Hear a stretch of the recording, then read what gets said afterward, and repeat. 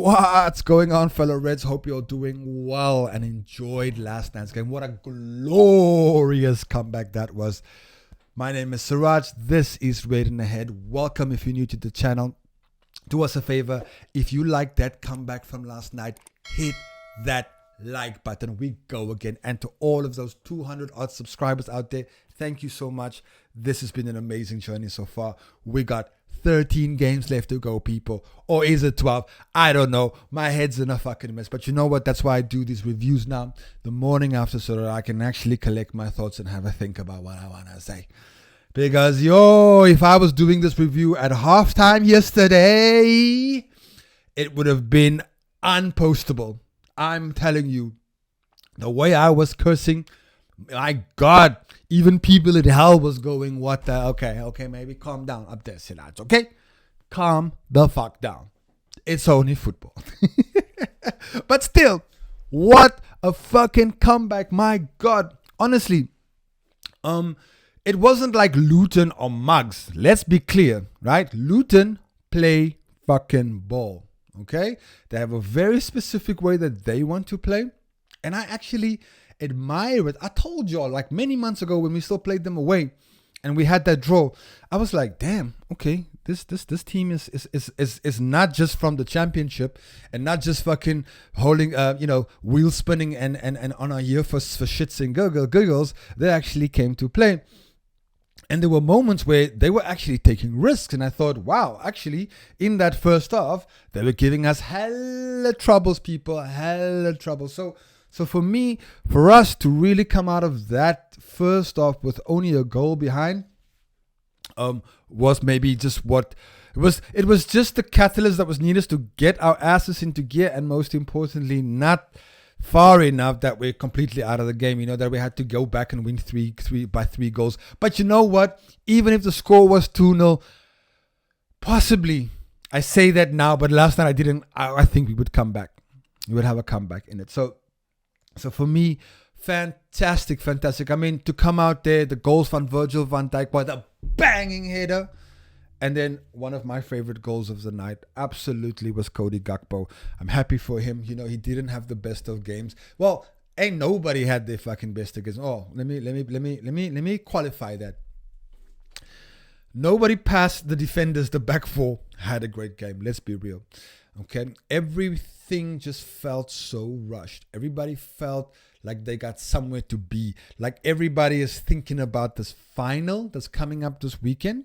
So their heads were on Sunday, but their feet were in Wednesday night at Anfield. Are you fucking kidding me? You think you're going to show up at Anfield under the lights on a Wednesday night and not think that you're going to have to fucking put in everything? So I'm absolutely happy that Klopp gave them the fucking hairdryer treatment. Or I don't know what he did. Maybe it's the carrot, maybe it's the stick. I don't know. I heard he told them something about this is their Barcelona. Well, whatever you said, Mr. Klopp, it certainly helped, because compared to that first half, this was light years away from that first half performance. So everything was just crisper. The passes were more effervescent. There was a lot more pressing happening from us. We had a little bit more, not a little bit, we had a hell of a lot more intensity. And I could see after a while that Luton just couldn't cope. You know what Luton does really, really well is that, whenever we had the ball on the wings, let's say it's with Robbo or with Van Dijk, Luton were like man marking, and that's that Arsenal game legacy that I'm seeing a lot of teams do. And yes, it gives a lot of teams a lot of joy because it really makes Liverpool play in their half. But you know what? There was no fuckery tonight. Nothing was going to stop that. Virgil van Dijk had a commanding game as a captain. Commanding. He really led fucking up front.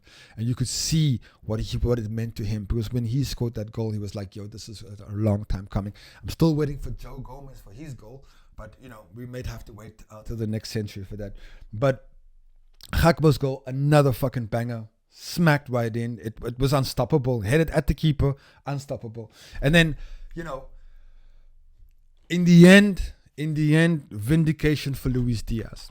When we were watching Luis Diaz in that first half, it he played with a lot of emotion.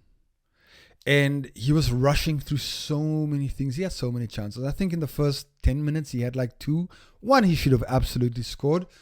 But he had the most chances. I think in that first half, absolutely at least 4 gilt-edged chances in that whole first half. And he was playing with a lot of emotion. And it's only when I saw that when they panned, when he scored his goal, and he was running up and he was doing this very emotional fist bump, and they panned to his father, that's when it all kind of made sense to me. I was like, okay, his dad's here.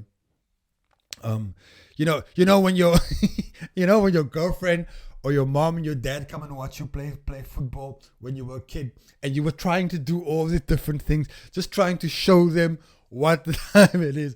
That's how it felt to me, like the USDS. So for him to score his goal, beautifully taken goal, beating the goalkeeper at the near post, absolute composure.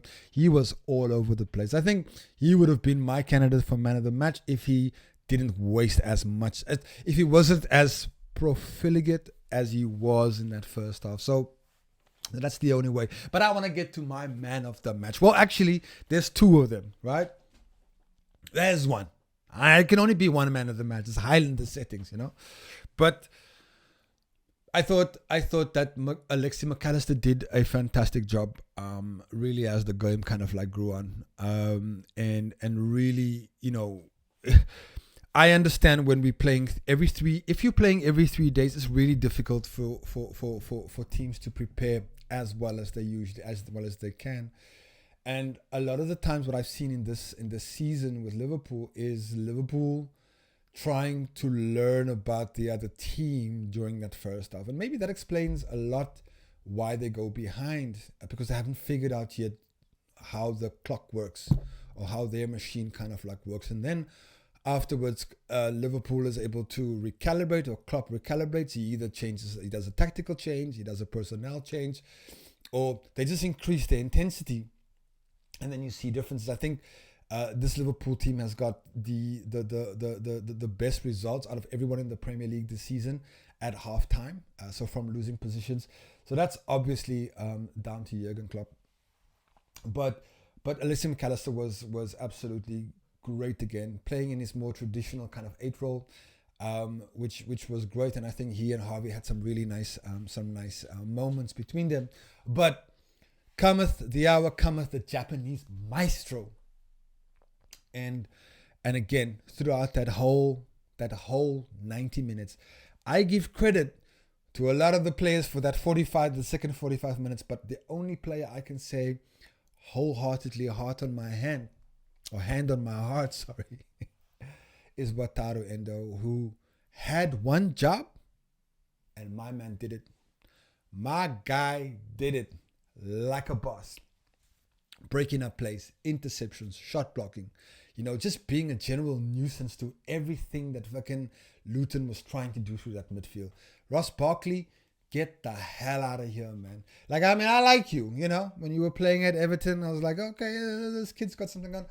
But my God, Wataru Endo was magnificent last night. And I'm thinking, we paid for Endo and for McAllister less than 60 million. And Chelsea played for Caicedo and Enzo almost over 200 million. So that tells you a little bit something about how Liverpool recruitment has been. So that gives me great joy, and it also gives me a little bit of excitement. I can actually start talking about this weekend's game. But you know what?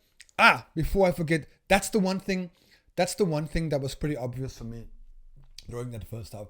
It seemed like the players, they were already thinking about what was coming this weekend. We understand it.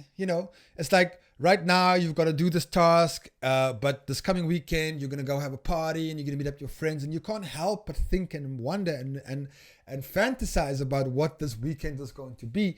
But you still had a job to do, and that was what I was kind of like seeing as well. A team, we're all really thinking about the final that was going to happen.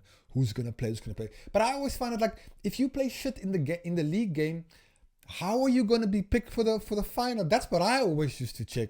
It's like, why don't you just play great and then give yourself a wonderful chance to play in the final. But be that as it may, I think coming out of here with the 3 points, the 4 goals, and the goal difference, and most importantly, without any injuries, I think it's like 10 first team players that are out. The obvious thing as well when I saw the team sheet yesterday was the omission of Darwin Núñez and Mo Salah, and I didn't know how I felt about it.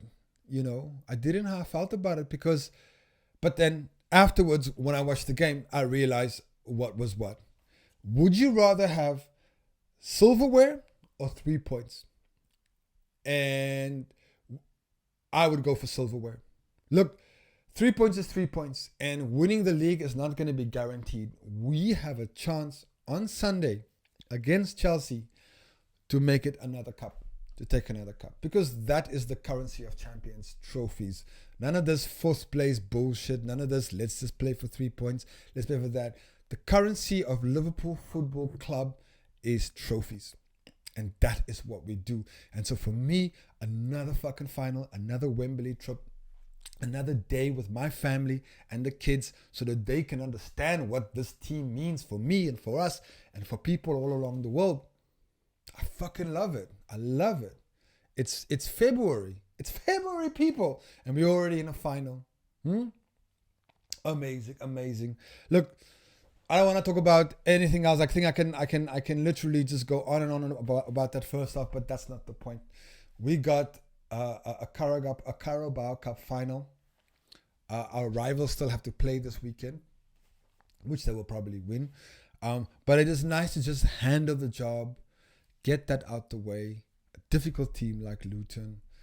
A great comeback. One of those great Anfield nights. It wasn't a European night, but I can certainly see it was one of those great Anfield nights. And I couldn't be fucking happier. My God, Reds. This team is special. And I think we're going to go into some special things. Whether we win how many trophies, I don't know. But like I said to you, the day that Klopp dropped that news that he was going to leave, I was like, I'm here for the party, man.